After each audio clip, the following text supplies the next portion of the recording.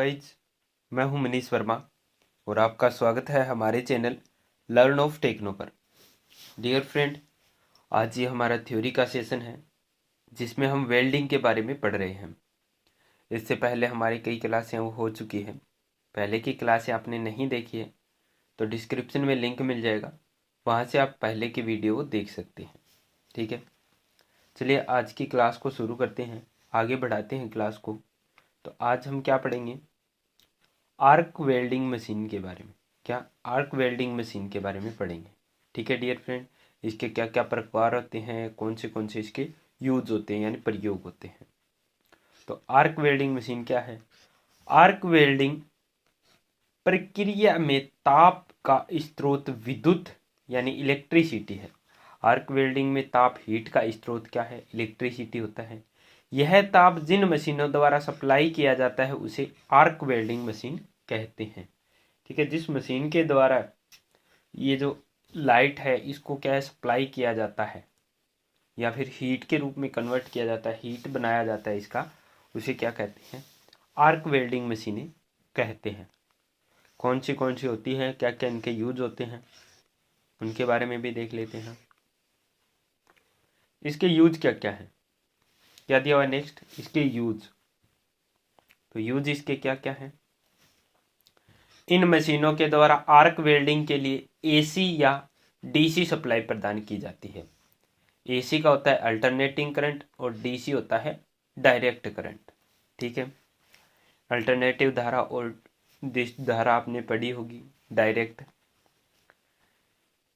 Arc welding के लिए AC main supply की हाई वोल्टेज को लो वोल्टेज में बदला जाता है। क्या बोला है? एसी मेन सप्लाई की हाई वोल्टेज को लो वोल्टेज में बदलता है। कौन? Arc welding machine. ठीक है, हाई वोल्टेज को लो वोल्टेज में बदलता है।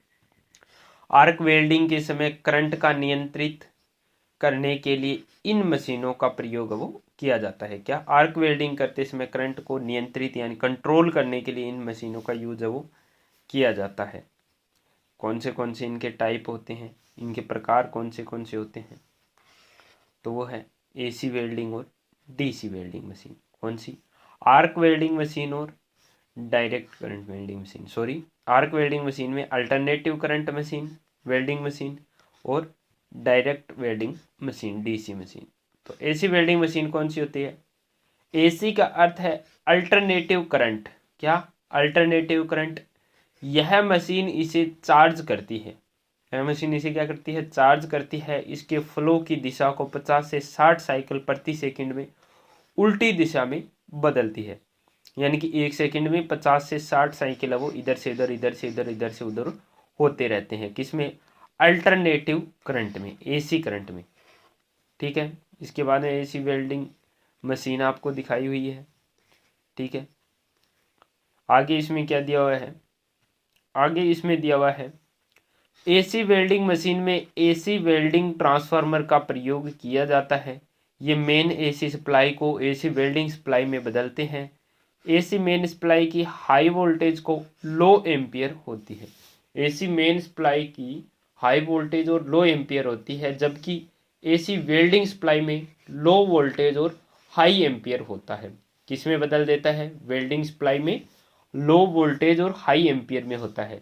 यह एक प्रकार का स्टेप डाउन ट्रांसफार्मर है जो एसी मेन सप्लाई 220 या 440 वोल्ट को 40 से 100 वोल्ट में 100 वोल्ट की वेल्डिंग सप्लाई में बदलता है। यह मेन सप्लाई के लो करंट को 100 या 1000 एम्पियर को हाई करंट में भी बदलती है।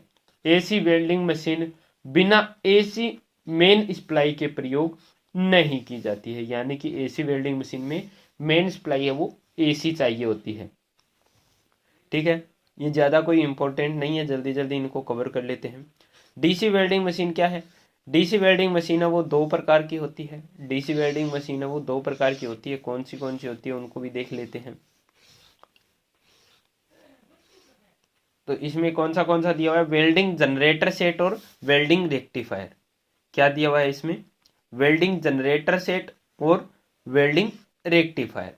अब वेल्डिंग जनरेटर सेट है वो भी दो प्रकार के होते हैं, मोटर जनरेटर सेट या फिर petrol diesel engine generator set. जो आपने देखा होगा जनरेटर जो चलाते हैं इंजन के ऊपर, एक होता है मोटर जनरेटर सेट।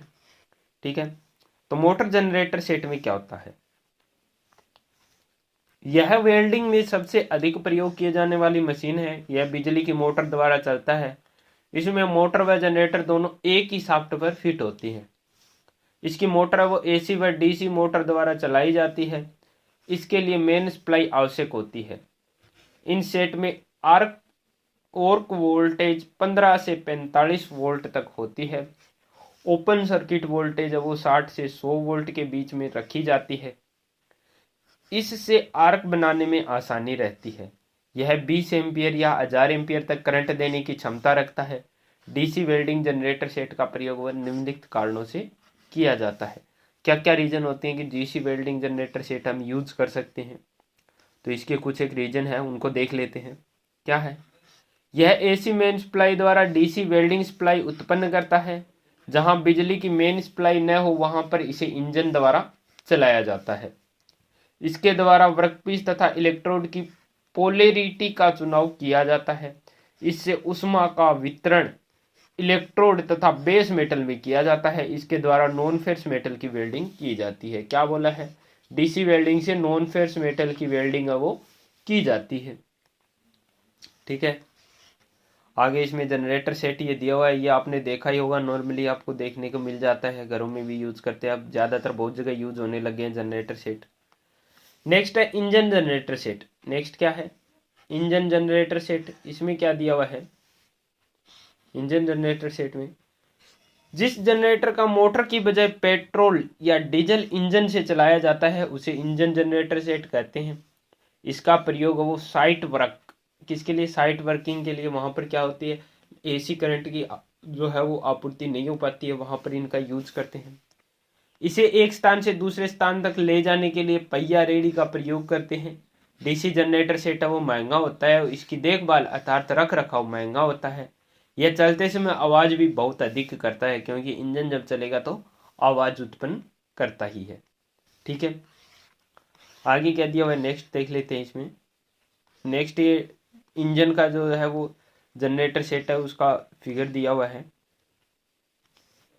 नेक्स्ट है एसी ट्रांसफार्मर वेल्डिंग सेट के एडवांटेज और डिसएडवांटेज, लाभ और हानियां। तो एसी जनरेटर सेट के एडवांटेज क्या क्या है, तो एसी वेल्डिंग सेट ट्रांसफार्मर जो वेल्डिंग सेट होता है उसकी कीमत है वो कम होती है।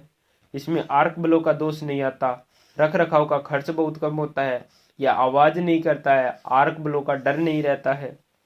क्योंकि आवाज वगैरह क्यों नहीं करता है, क्योंकि ये डायरेक्ट बिजली से चलता है। अब इसके डिसएडवांटेज क्या क्या है, तो इसके द्वारा नॉन फेरस मेटल की वेल्डिंग है वो नहीं की जा सकती, जो डीसी वेल्डिंग से की जा सकती है, सॉरी डीसी जनरेटर सेट से की जा सकती है।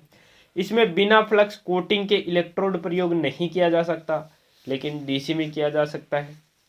विशेष प्रकार के कार्यों के लिए फाइन करंट सेटिंग में वेल्डिंग नहीं की जा सकती। एसी को बिना सुरक्षा सावधानियों के प्रयोग नहीं किया जा सकता है, क्योंकि अल्टरनेटिव करंट है जो झटका लग सकता है उससे। नेक्स्ट है एसी ट्रांसफार्मर वेल्डिंग सेट का प्रयोग करते समय क्या क्या सुरक्षा सावधानियां रखनी चाहिए। तो एसी ट्रांसफार्मर वेल्डिंग सेट का प्रयोग करते समय निम्न सावधानियां रखनी चाहिए। ट्रांसफार्मर को साफ करने के लिए कभी भी पानी का प्रयोग नहीं करना चाहिए, यानी कि पानी से नहीं धोना चाहिए। इसमें लगी धूल मिट्टी आदि को कंप्रेस्ड एयर से साफ कर देना चाहिए। ठीक है, एयर यानी कि प्रेशर से जो हवा लगती है उससे साफ करना चाहिए। ट्रांसफार्मर की बॉडी वो उचित तरीके से अर्थिंग करनी चाहिए ताकि उसमें करंट का झटका ना लग सके, इसलिए अर्थिंग की भी होनी चाहिए। ट्रांसफार्मर का तेल है वो समय समय पर बदलते रहना चाहिए। ट्रांसफार्मर का तेल है वो समय समय पर बदलता रहना चाहिए, जिससे क्या वो ओवरहीट ना हो सके। जब वेल्डिंग कर रहे हो तो चलती वेल्डिंग में करंट नहीं बदलना चाहिए, करंट को कम या ज्यादा नहीं करना चाहिए, या करंट चेंज नहीं करना चाहिए कि इधर से हटाकर इधर लगा दिया। ठीक है, नेक्स्ट है ट्रांसफार्मर की अंदर व बाहर की सफाई करते समय इसकी बिजली की सप्लाई है वो बंद कर देनी चाहिए। अब बिजली की सप्लाई नहीं बंद करेंगे तो हो सकता है हमें करंट का झटका लग जाए, तो तो इसमें क्या होगा, हमारा ही नुकसान होगा। तो इसीलिए इसने बोला है कि क्या जो लाइट की सप्लाई है उसको बंद कर देना चाहिए। आगे क्या दिया हुआ है, नेक्स्ट इसमें क्या दिया हुआ है, नेक्स्ट इसमें दिया हुआ है यदि खुले में सेट रखकर, क्या बोला है, यदि खुले में सेट रखकर वेल्डिंग करनी हो तो ट्रांसफार्मर को वर्षा व धूल मिट्टी से बचाना चाहिए, उसको कवर करना चाहिए। ठीक है। ट्रांसफार्मर को चलाने से पहले उसकी विस्तृत जानकारी इंस्ट्रक्शन मैनुअल से प्राप्त कर लेनी चाहिए। इंस्ट्रक्शन है जो इंस्ट्रक्शन मैनुअल यानी विस्तृत डिटेल है वो उसकी प्राप्त हमें कर लेनी चाहिए, यानी कि उसके बारे में हमें जान लेना चाहिए। नेक्स्ट है एसी आर्क वेल्डिंग के लाभ और हानि क्या है। अब क्या है, एसी आर्क वेल्डिंग के एडवांटेज और डिसएडवांटेज क्या क्या है। तो इसके एडवांटेज क्या क्या है। इसके एडवांटेज है एसी आर्क वेल्डिंग में प्रयुक्त ट्रांसफार्मर की कीमत है वो कम होती है। ठीक है, सस्ता रहता है ये। इसमें पावर की खपत है वो कम होती है, खर्चा कम आता है, जिससे उत्पादित पार्ट की कीमत भी कम बैठती है, खर्चा कम बैठता है उसकी पार्ट पर। इसकी काम करने की उच्च दक्षता होती है जो 85% तक होती है, यानी एक्यूरेसी में काम कर सकता है। ट्रांसफार्मर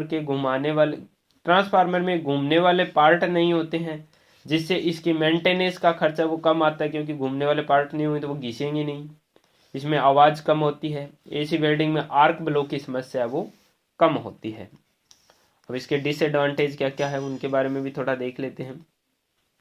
डिसएडवांटेज क्या है, इसमें बिजली की हायर ओपन करंट वोल्टेज होती है। क्या, हायर ओपन करंट वोल्टेज होती है बिजली की, जिससे क्या बिजली का करंट लगने का खतरा रहता है। ठीक है। इसका प्रयोग केवल वहीं किया जाता है जहां बिजली उपलब्ध होती है। जहां पर बिजली ना हो वहां पर इसका प्रयोग नहीं कर सकते हैं। वहां पर क्या, जनरेटर सेट का यूज करते हैं, डीजल इंजन का, पेट्रोल इंजन का। एसी आर्क वेल्डिंग द्वारा पतली शीटों, पाइप, कास्ट आयरन व नॉन फेरस मेटल की वेल्डिंग करना बहुत ही कठिन होता है।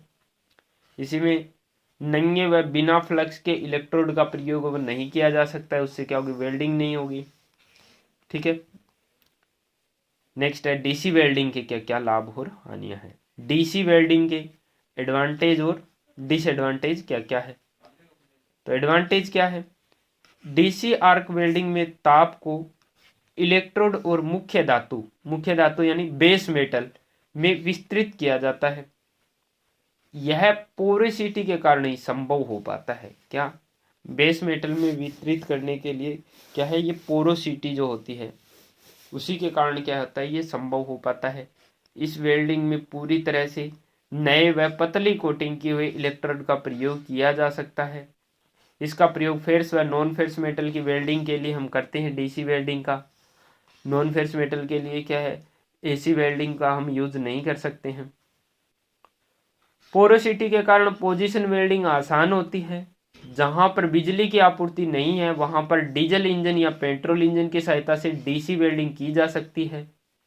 इसमें ओपन सर्किट वोल्टेज कम होने से बिजली का करंट लगने का खतरा है वो बहुत कम रहता है, लेकिन एसी वेल्डिंग में क्या होता है, वोल्टेज ज़्यादा होती है तो उससे खतरा ज़्यादा रहता है। इसमें आर्क स्थिर रहती है। इसमें सभी प्रकार के इलेक्ट्रोड है वो प्रयोग किए जा सकते हैं। इसमें वेल्डिंग मशीन का जीवनकाल है वो लंबा होता है, जिससे अधिक लंबे समय तक वेल्डिंग की जा सकती है। ठीक है। आगे इसमें क्या दिया हुआ है, इसमें करंट को रिमोट द्वारा भी नियंत्रित किया जा सकता है। क्या बोला है, करंट को रिमोट द्वारा नियंत्रित किया जा सकता है, किसमें, डीसी वेल्डिंग में, जो कि एसी वेल्डिंग में संभव नहीं है। अब इसके भी कुछ लाभ है तो कुछ हानियां भी है, यानी कि कुछ डिसएडवांटेज भी है। तो डिसएडवांटेज क्या क्या है, इसकी प्रारंभिक लागत वो अधिक होती है, अर्थात वेल्डिंग महंगी होती है, तो जिससे पार्ट की क्या खपत ज़्यादा हो, पार्ट पर क्या होगा, चार्जेस ज़्यादा लगेंगे, पार्ट महंगा होगा क्योंकि उसके उत्पादन लागत है वो बढ़ जाती है। नेक्स्ट क्या है, उत्पादित लागत अधिक होती है। इसका रख रखाव का खर्चा अधिक होता है। इसकी कार्यकुशलता 65% होती है, जो कि कम है, लेकिन एसी वेल्डिंग की 85% तक होती है। कितनी, 85% तक। इसमें आर्क ब्लो की समस्या अधिक आती है जो एसी वेल्डिंग में नहीं आती है। इसमें आवाज़ अधिक होती है जो एसी वेल्डिंग में नहीं होती है।